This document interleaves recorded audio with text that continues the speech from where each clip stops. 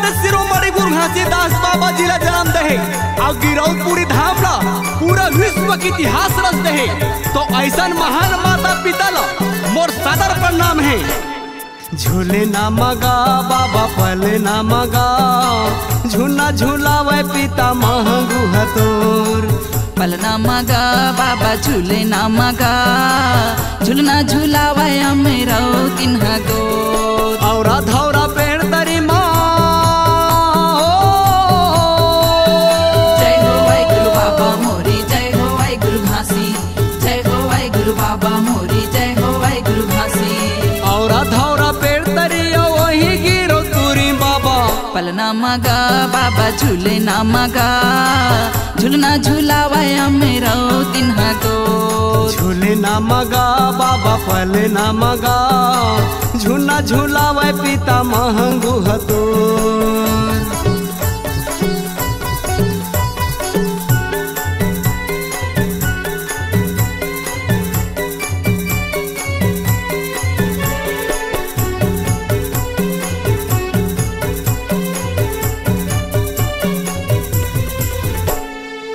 माता अमरौती तोला लोरी सुनावेगा, बैठे बैठे तोला झूना झूलावेगा। बैठे बैठे तोला झूलना झूलावेगा।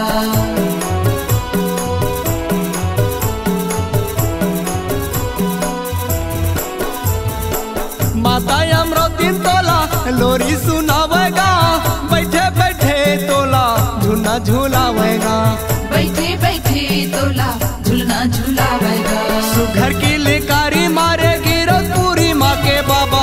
पलना मगा बाबा झूले ना मगा, झूलना झूलावे मेरा तिन्हा गोर। झूले ना मगा बाबा पले ना मगा, झूना झूलावे पिता महंगू हतोर।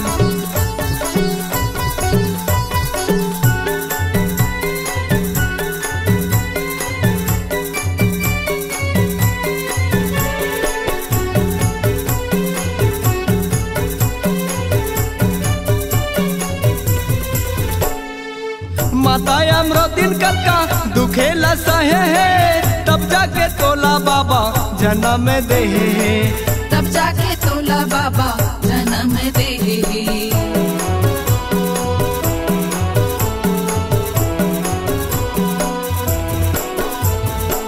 माता अमरौती कक्का दुखेला सहे है, तब जाके तोला बाबा जन्म दे है। तब जाके तोला बाबा जन्म दे। कौन जंगल कौन झाड़िया वही छाता पहाड़ बाबा। पलना मगा बाबा झूले ना मगा, झूलना झूलावे मेरा तिन्हा गोर। पलना मगा बाबा झूले ना मगा, झूलना झूलावे मेरा तिन्हा गोर।